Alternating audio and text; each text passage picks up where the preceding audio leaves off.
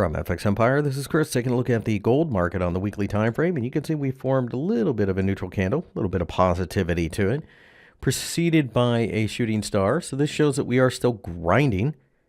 We're trying to break above the $1,300 level, and once we do, we should go to $1,350 and then eventually $1,400.